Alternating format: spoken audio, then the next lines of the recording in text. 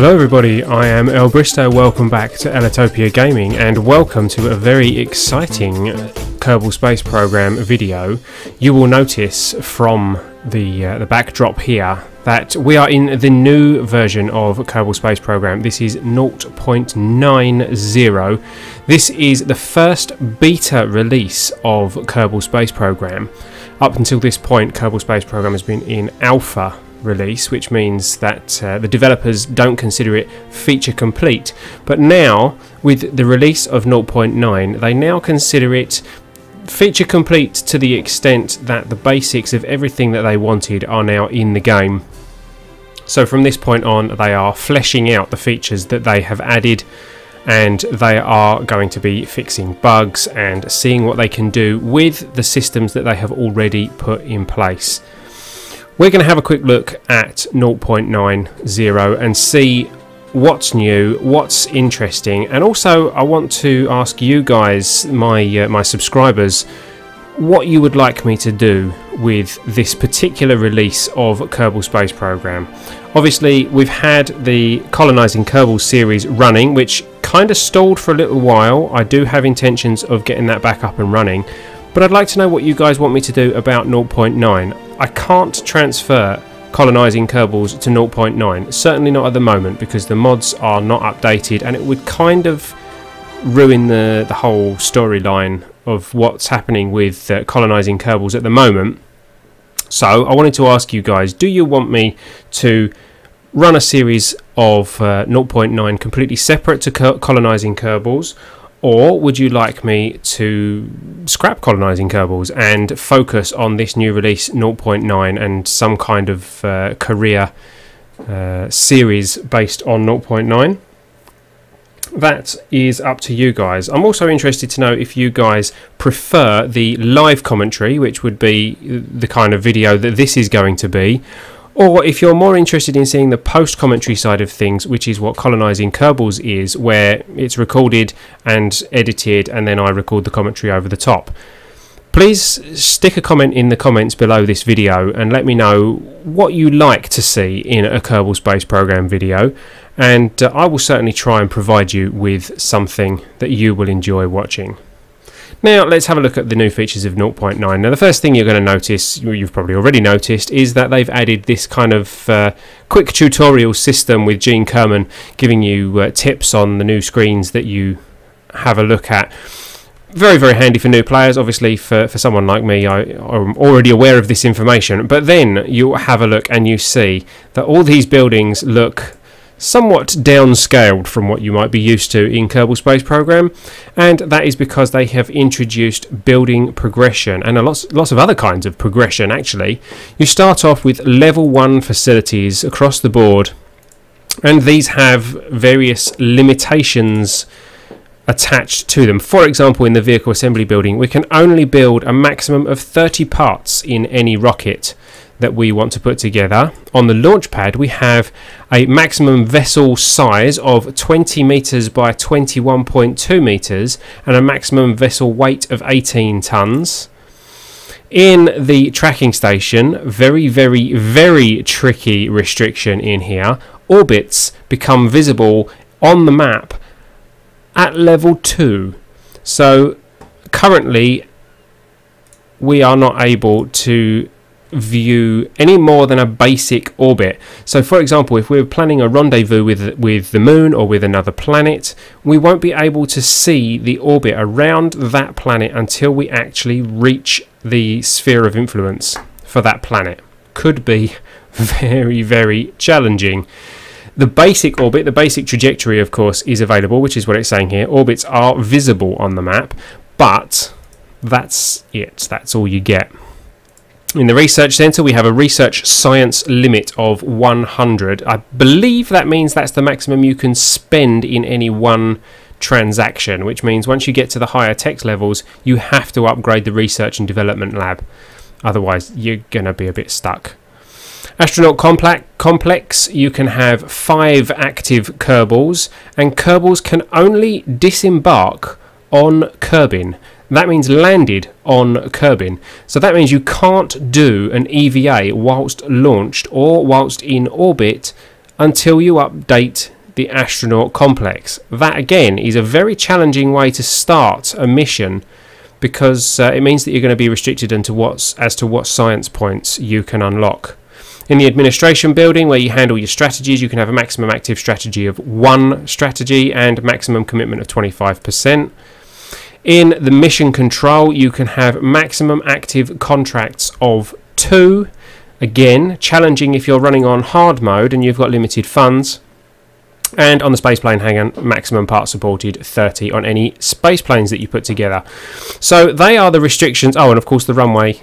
There we go. Maximum vessel size, 20 metres, 15 metres, 15 metres, and 18 tonnes maximum weight. So again, very restrictive, although 18 tonnes is pretty good for a space plane or for your basic rockets that you're going to be starting with. But you are going to need a lot of funds. For example, look, 210 funds to update the vehicle assembly building to facility level 2. That is going to be a challenge. So that's the building progression. There are lots of other new features that they've added. Let's just start off by accepting a couple of contracts, launch a vessel and 5,000 metre altitude limit, and we'll go into the vehicle assembly building. And you will notice straight away, as soon as the vehicle assembly building has loaded, they have new interiors for all the buildings. Yep, thank you, Werner. We've got that. Thank you very much. Let's just put a command pod in here and we can have a look at these. They've designed all new interiors for all the buildings at each of the different tech levels, which, I mean, it must have taken them a lot of development time to put this together. Very, very impressive. And you'll notice that the user interface is somewhat different as to how it used to be. The tabs that we're used to having along the top here are now down the sides. These are the usual categories that you would have, but we now have this extra menu that's been added. We have filter by function, which is the standard way, but you can also now filter by module, and it says, do you want it something with an alternator, something that's a command part, a control surface, a data transmitter, a decoupler. So you can do it by module type, you can do it by resource, so things that have electric charge, things that have intake air, liquid fuel, monopropellant.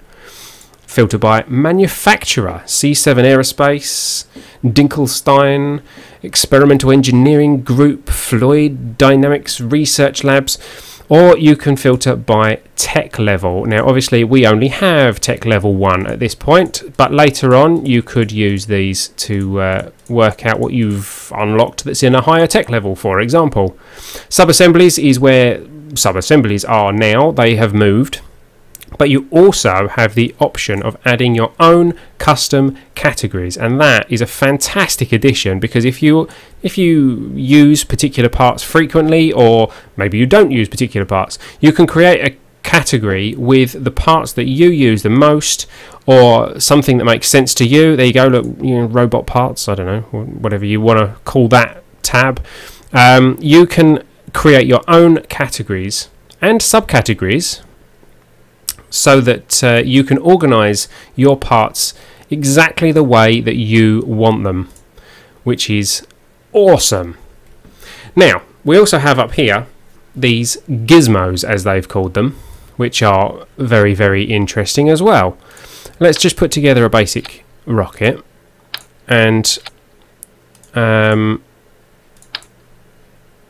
oops, there you go, your basic tier 1.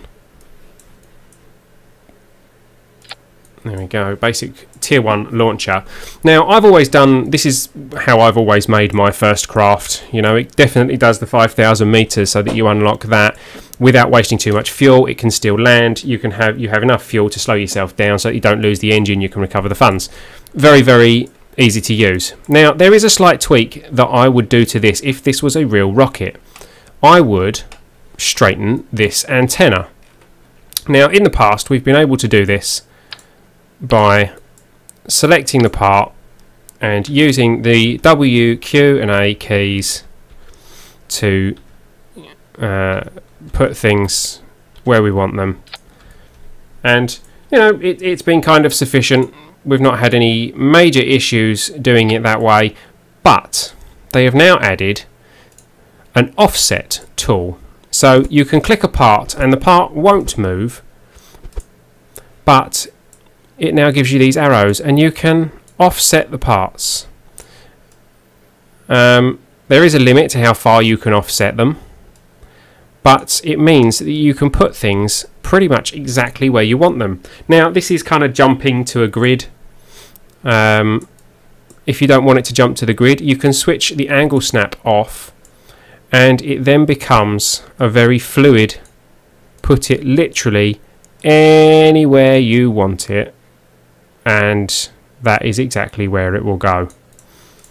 And that's exactly where I want it. You can also rotate. Now we don't need to do this at this point, but there you go. You've got fluid rotate or the angle snap rotate. And there is also a little tool to change how the rotation works, or sorry, how the offset works. Whether you're doing it relative to the part that you're attaching to or relative to the orientation of the actual part that you are modifying. So there's a huge amount of customizability, and also, you know, some kind of OP side of it, because you can, oops, if to select the right part, you can kind of put things inside and it won't stop you from doing that. So part clipping has now kind of become on by default. I don't like the idea of part clipping. I do like the idea of being able to place things precisely where you want them without having to try and line it up with the mouse really accurately, because anyone who's tried it knows that that is not very easy to do. We also, the last gizmo that they have here is the root gizmo, and that allows you to change the root part of your rocket. Now at the moment the command pod is the root part of our rocket, which means everything must attach from the root part. However, we could, for example, say I want this fuel tank to be the root part. Ooh. So now we can actually detach the pod and attach things here. We could even ditch the pod if we wanted to, because that fuel tank is now the root part of our rocket that everything must attach to. So that is a very handy little tool. I've put it back to the command pod just because that's the default. So there we go. There is now a huge amount of extra customizability for rockets in the vehicle assembly building. Now, something else that is very interesting. We're all familiar with how you build rockets. Let's just put angle snap back on. With how you build rockets in the vehicle assembly building. You know, you put your symmetry on, etc, and we know how that works. There is now the option to build in the vehicle assembly building in the same way as you would in the spaceplane hangar, so that you can use mirror mode rather than the symmetry mode that you're used to in the vehicle assembly building. And you can do exactly the same thing the opposite way round in the spaceplane hangar, and you just hit the R key to switch between the two. So there we are radial and there we are mirrored. That's particularly in the spaceplane hangar, not so much in the vehicle assembly building, but particularly in the spaceplane hangar, that is going to give some people a lot of flexibility that they were looking for and couldn't quite manage the way that Kerbal Space Program was set before. We don't need that fuel tank, so we're going to put that to one side. So there you go. That they are the editor tools in the vehicle assembly building, and I'm stuck in symmetry mode, in mirror mode. There we go. I'm back on radial mode. Let's just put our parachute in the right place. Now, having a look at crew. All your Kerbals now have a skill and a skill level. Jebediah Kerman is a pilot, Bill Kerman is an engineer, Bob Kerman is a scientist. Now, Jebediah Kerman is a pilot. That means that he is able to use SAS, and it means that he is able at later levels to develop certain skills that will help you control your vessel. They act a little bit like autopilot. For example, find prograde. You can just hit the find prograde button and Jeb will locate the prograde marker. He can't do that at no stars. But for every mission that you do, for every new body that you reach, every new biome you land on, all new situations that you find yourself in, your Kerbals will now gather experience. And as they level up through their experience, they will gain extra skills and extra abilities. Now, Jebediah Kerman is a pilot, which means he has the access to the SAS system. If you do not have a pilot in your rocket, you can no longer use SAS. Now that, to me, is a big change, a very big realism change, because the pilot is effectively the one controlling the stability of your rocket. So I'm very interested to see how the dynamics of that work as we go through a career mode. Engineers are responsible for repairs. So for example, if you pop a wheel on your rover, an engineer can repair that. If you want to repack a parachute, your engineer can repack your parachute for you. Scientists, I believe, if I've understood the information right, will boost the amount of science points that you receive on any mission. So they are very handy to take on a mission if you can, without having to take a pilot. Obviously in a one-man pod you are very limited to who you can take with you, but that again adds a whole new dynamic to the game, which is fantastic. I'm really looking forward to seeing how this works. Another thing they've added is the persistence in this crew selection window. Remember the issues that we've had before, where you pick all the crew that you want and then you go back to the parts system, change one part, and then you go back to the crew thing and all the crew have changed back to the defaults again. That's not going to happen anymore. They have added a tweak that means that crew are persistent in all the parts, even if you detach a part. So if I've got a crew, Jebediah Kerman's in the command pod Mark 1 here. If I set this as the root, for example, and move that command pod over here and put a new one on, Jeb will still be in the command pod that we have over here, and we can put another Kerbal in this command pod. So the crew are persistent to the part that they are in, even if you detach it, which makes my life a lot easier, certainly for some of the larger rockets that I've built, where I only want to take one person and there's 15 seats in the rocket. That means now, once I've put that one person in the rocket, only one person is going to go to the launch pad in that rocket. Excellent. Exactly what I wanted. Down here in the information section, we have the craft stats. It tells you how many parts are in your rocket and your limit, your part limit. It tells you the current mass of your rocket and your mass limit.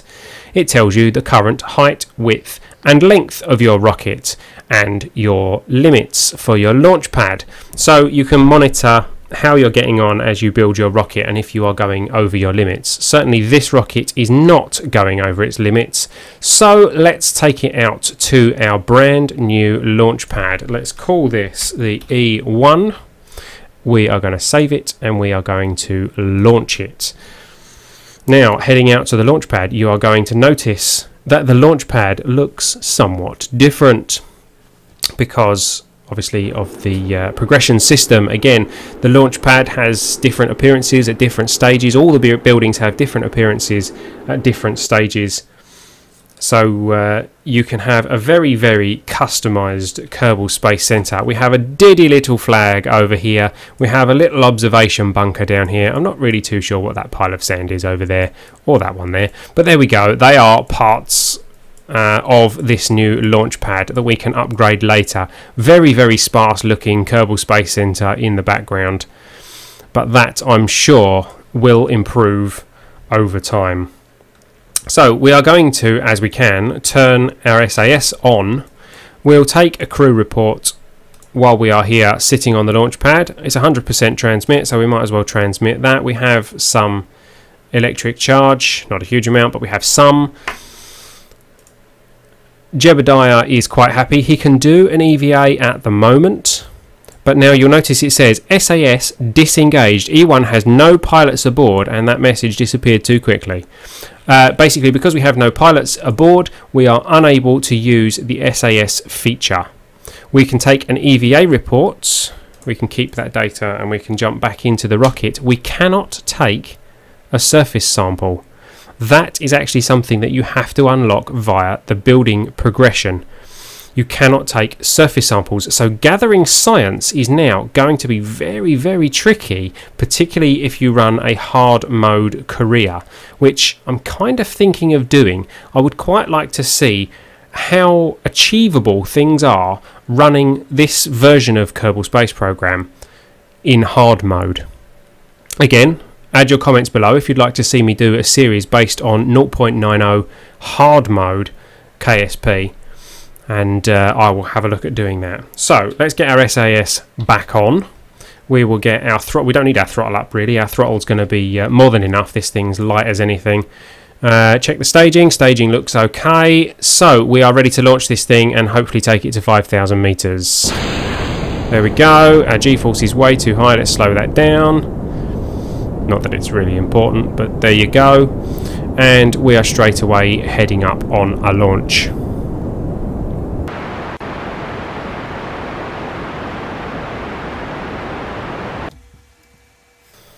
Okay, so we have reached 5,000 meters. We have completed our first 2 contracts, which is the altitude record of 5,000 meters, giving us some funds and some reputation, and we have completed the launch a new vessel, giving us some funds, some science, and some reputation. Let's trash that. Let's take another crew report while we're up here. This is flying over Kerbin Shores. Keep that data, and it's about time we popped our parachute. We'll try and land this thing on its side, and that way Jeb will be able to get out and gather some EVAs. He can't gather any surface samples, but he'll be able to gather some EVAs from KSP when we land.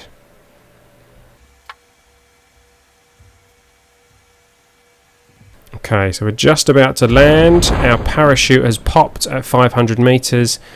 Our surface speed, or our vertical speed, is at 10.4 meters a second. I'm going to try and nudge us just over to... Whoa! Okay, that was a lot more thrust than I expected. I'm just going to nudge us over to one side a little bit so that we are not landing quite so central on the launch pad, and hopefully we'll be able to gather some EVA samples. We've already gathered one flying above. We want to gather a launch pad sample, maybe a crawl away, and a KSC sample, and I've run out of fuel. I didn't mean to do that. Never mind, it means we'll probably lose the engine, but we've got plenty of funds. This is in normal mode currently and not hard mode. But I just wanted to show you guys the fact that we are not going to be able to get a surface sample.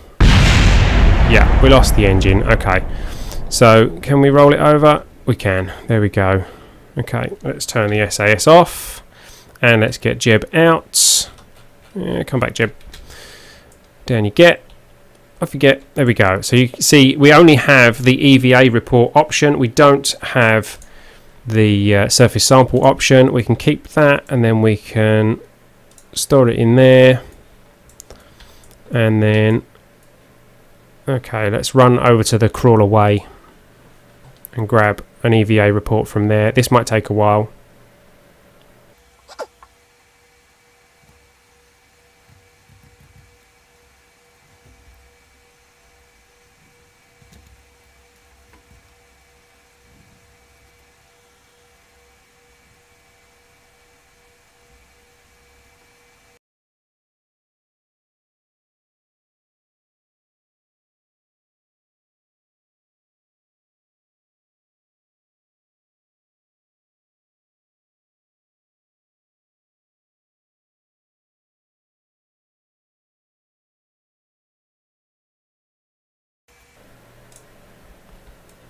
Okay, so we are back at the pod. We have collected all the science that I think we're going to without, you know, going on a massive tour of the Kerbal Space Centre. Let's grab back on. There we go, we're boarded straight away and recover this vessel. And that means we now have some science.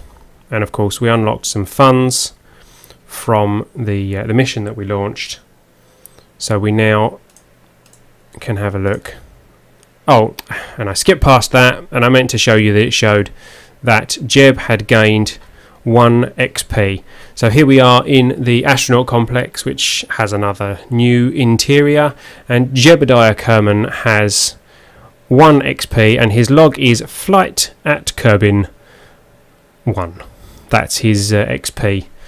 So he is an XP1 pilot now. It looks like 2 XP will gain him a star, which will unlock hopefully a new ability or some kind of new skill that Jebediah can have. We then will need to start, you know, improving these guys as well, and you'll notice all these guys here, these are pilots, engineers, scientists, pilots, scientists. So we will have to be a little bit more picky about who we pick for our Kerbals and who we use on our missions. Very, very interesting. So as usual, we can now unlock some science, have a look at things, and we are on our way with a 0.90 career. So one thing I didn't show you, it's a bit tricky to show you, and that is the kind of link between the vehicle assembly building and the spaceplane hangar. If you build something in the vehicle assembly building, like our little rocket here, and you save it, you can come out of the vehicle assembly building and you can head into the spaceplane hangar. And what the guys at Kerbal Space Program, what the guys at Squad have done now is they have actually combined the scenes for the spaceplane hangar. There you go, really nice new interior for the spaceplane hangar. They have combined the scenes for the spaceplane hangar and the vehicle assembly building, so you can actually load your craft from the vehicle assembly building in the spaceplane hangar. Now it's up there, I don't want it up there. Oop. Okay, that didn't quite do what I wanted it to. There we go. So now we have our rocket. Ooh, okay, it's being a bit funny for me. Here we go. So now we have our rocket in the spaceplane hangar, so we can convert things between spaceplane hangar and vehicle assembly building, and you know, vice versa. They go both ways. The two are now one, so we can build either in either building. Obviously you might still want to use the spaceplane hangar to build your planes because, well, you know, that's just logical, and you'll probably still want to use the vehicle assembly building to build your rockets because that's just logical as well. But you now have the option, and if you build something and want to see what it launches like on the runway, you can do that now. You can build it in the vehicle assembly building and transfer it to the other building. So I think that's just about all the new features of the 0.90 release. So now it's over to you guys to let me know what you want me to do with 0.9. Do you want me to do a full brand new series in KSP 0.90? Do you want me to continue the Colonising Kerbals series? Again, I won't be converting that to 0.90, at least not until I know that all the mods are working, so that will still be in 0.25. I can continue both potentially, although the videos will probably be fewer and further between, or I can focus on one or other series. You guys let me know what you would like me to see, what you would like me to do, what you would like to see, and what you would like to see me do. There you go, that's the sentence I was supposed to say, and I will have a look at what I can do for you. So if you've enjoyed this video and if you would like to see more, don't forget to like, comment and subscribe. I have been El Bristow, you've been watching Ellitopia Gaming. This has been Kerbal Space Program 0.90, and I will see you next time. See you later, guys.